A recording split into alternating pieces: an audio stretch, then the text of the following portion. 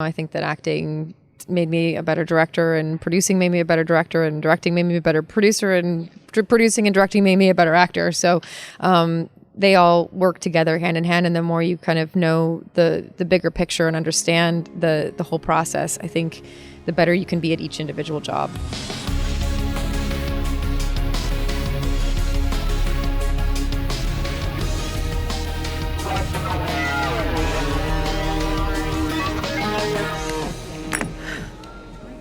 According to Freud, and I'm paraphrasing, the instinct of love toward an object demands a mastery to obtain it. And if a person feels they can't control the object or feel threatened by it, they act negatively toward it. Like an 8th grade boy punching a girl. Now that you've done pretty much all three, is there one that you prefer to do? Like maybe change direction, or would you ideally always do all three? I think the ideal would be to keep all three in play, partially just because I think any one of them is not totally sustainable by themselves. It's such a tricky business, and there's so many ups and downs, and there's so many ebbs and flows of what people are interested in the world, creatively, that for me, it makes it so that I can always be creating, but I don't have to be doing something I don't want to do. In November, you couldn't come because you were working on a project for HBO, I believe. Can you tell us a bit about that? Yeah, it's a new show for HBO called Euphoria, and Zendaya stars in it, and Sam Levinson is the creator, showrunner, and I directed episode 5, and I think the show, I'm not sure when the premiere date is. I think it's summer, so it's like June or July, but I don't know how they pitched the show, but the way I pitched the show is that it's like a modern day My So-Called Life, but with drugs and social media. That's really cool. It's pretty spectacular, and it's really, really visually stylized. And, Sam is a really expansive, creative thinker, and you really see that in the visual style of the show. And it was incredible to be able to go in and work with all the equipment that I got to work with as a director, and really just expand my horizons as a director in a big way in terms of just literally the equipment that I got to work with. Yeah, I mean, we had 100 scenes in 71 locations in one episode. That's insane. It was insane, yeah. And I'm jumping back to the beginning of your career now, because I every Christmas I watch Miracle on 34th Street. And afterwards, because of course you're in there, but it didn't really stuck with me until later on. I watched both How I Met Your Mother and Once, obviously. And then I recognized you. So do you ever get that around at convention as well? Like, oh my God, you were in that as well? Not really. Not Stir of Echoes occasionally, which is an older one as well, but not Miracle on 34th Street so much. Yeah. Well, maybe now after this interview, everyone will rewatch. All your fault. Sorry.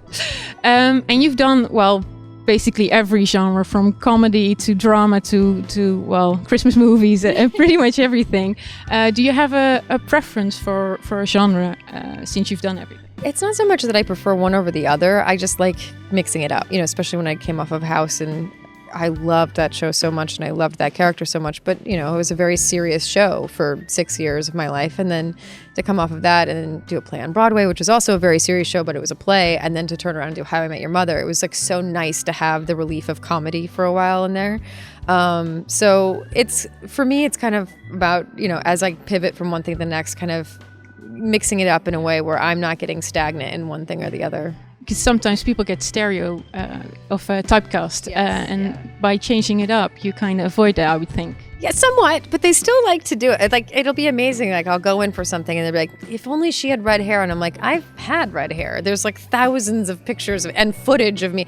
And they're like, yeah, but we just can't picture it. I'm like, what do you mean you can't picture it? I'll go in with dark hair and they're like, I don't know, she'd just be funnier if her hair was like blonde and curly. And I'm like, well, that's happened as well. So it's weird that it is a business that, as creative as it is, oftentimes people just like to kind of put you in the box that you seem to be in the moment. So it is kind of a constant fight, but I do feel like kind of the more that I'm able to kind of jump between each different thing, the more I can prove that I don't want to just do one thing. Yeah. And going back to House, because you just mentioned it, I believe that was the first time you reached 100 episodes. Is that correct? Mm-hmm. Yeah. What was that like, to play a character that long and to be able to celebrate such a, Yeah, it was. I mean, it was amazing. I was really young when I started that show, and I we worked really, really crazy hours on that show in a way that I have very few memories from that time in my life. Like we were working like 18, 20-hour days sometimes. And so I was exhausted. And so it's weird because I look back and I sort of remember some of those things and I sort of don't, like things sort of kind of just happened. And then I'd look back later and go, oh my God, did I really process that?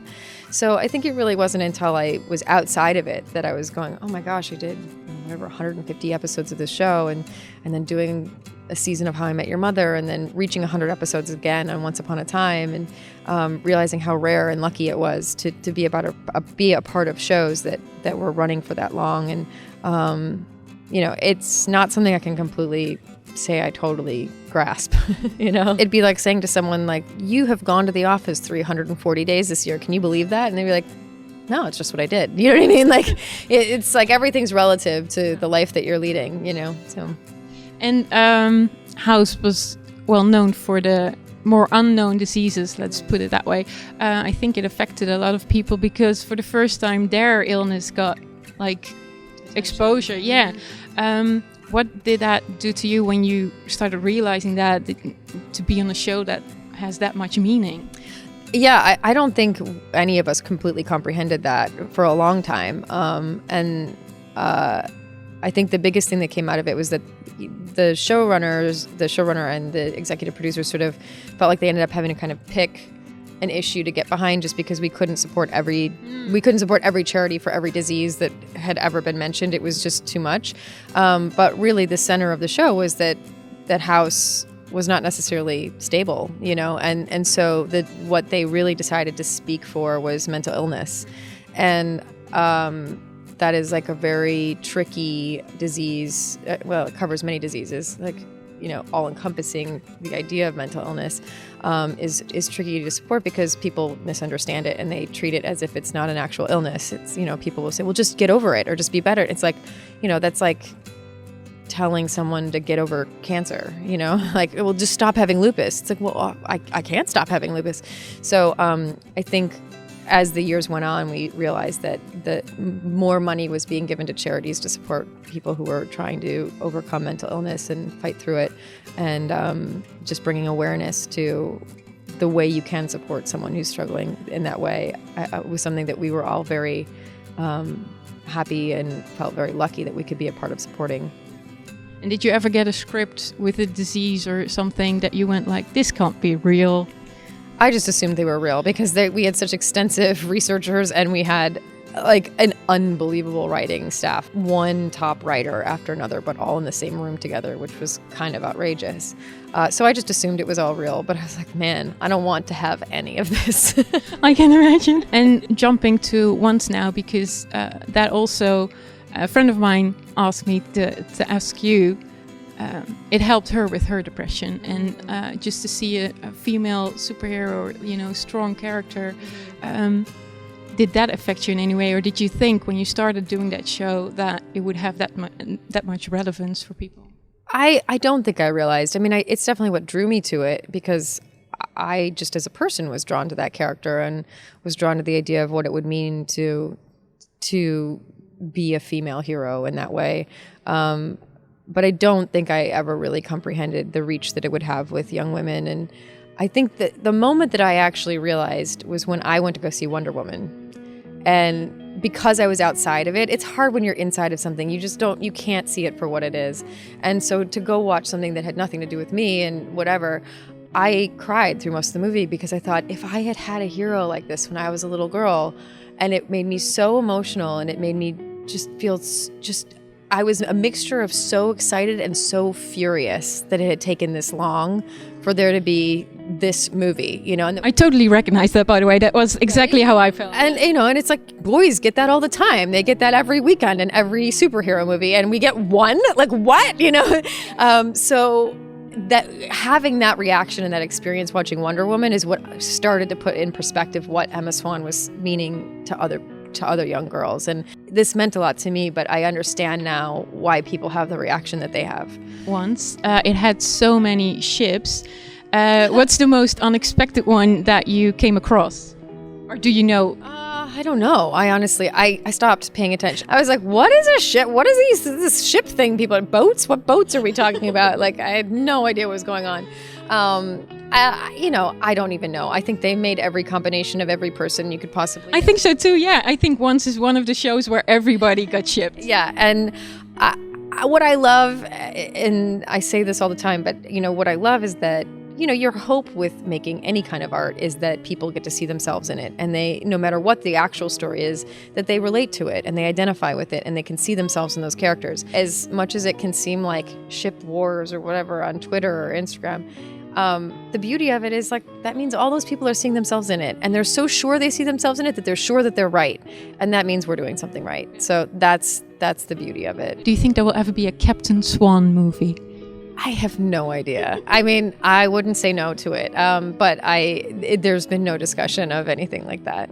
And because one of the things, of course, you weren't in the last season, but you did come back a couple times. I think that also shows, your commitment to the show and to the fan base. I had lived away for 6 years, and I was like really depressed, and I just had to take care of myself. And my contract was up, and so I didn't break a contract. I didn't do anything, that was against my contract. It was expired, and I needed to go home. So, but I also, the only reason I went back was because of the fans, because I was so worried about making sure that the character was present in the right way and was wrapped up in the right way, and I just had so much appreciation for the fans and love for Emma. So we knew going in where those moments were going to be. And then the only one I didn't know about was the final episode, because we didn't know if the show was ending or not. So it wasn't until the end was announced. And then, of course, I would never not go back for that. So. You did magic and fighting. You also had to sing in a music episode. Is there any skill you wish you'd learned that you didn't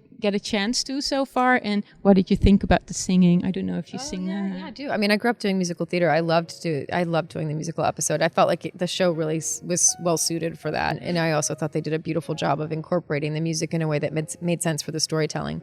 The skill that I constantly begged them to let me do was to horseback ride. I've always wanted to horseback ride. Always, always, always. And every time I'd see the riders, I'd be like, God, there's got to be a way that Emma has to horseback ride. And not once. There was one time that I was supposedly on a horse with Hook, and it wasn't even a real horse when I was on it. I was like, you guys, that's all I ever asked. It's the only thing I ever asked you for, was let Emma ride horses. So if ever a Captain Swan movie happens, that's your... Yeah, riding horses like crazy. And I think we need to wrap up. So we had some readers' questions. I'm going to get them here. And in the meantime, I will ask you about How I Met Your Mother. Did you know that you were going to be a longer-lasting girlfriend for Ted? I did, yeah. I knew I was going to be on that whole season. They had sort of planned that ahead of time. I also knew I was not the mother. Yeah. That's the big question you want to know. Am I? Sammy asked, what is your best moment backstage on Once Upon a Time? Do you have one, like a memory? It's so tricky because all of it just blends together. I don't know. It's like we were in a rainy forest a lot. I don't know. There were really wonderful moments for the character, and I go back to the musical episode over and over again, I think, because it stands out, because it was the thing that felt different for us, so I think the whole cast really enjoyed that, and the dance rehearsals and the voice recordings and all of that stuff. I think all of that was just really fun. It makes it even more magical, because who hasn't seen a Disney movie and there's always music singing in it? Yeah, exactly. Yauza asks, do you like poetry? And if so, do you have a favorite poem? I do like poetry. I can't say that I can think offhand of like a favorite. I go through different phases at different times. I haven't been reading poetry lately. I really do go through phases. There's phases where I'm like, every morning, but I'm trying to think. There's the Milk and Honey book, which for whatever reason, Rumi Kapoor, is that her name? Something Kapoor. I can't think of the poet's name, which is one that just stands out. It's very kind of, what's the word? Minimalistic in a certain way, but to very resonant and to the point. And there's something very beautiful about her stuff. But there's so many poets that I like, none of whom I can think of right now because I put you on the spot, though. Well, also just my brain's not working anymore. Like I've been talking for 16 hours and I flew all day yesterday, so like my brain is mush right now. But I am a fan of poetry.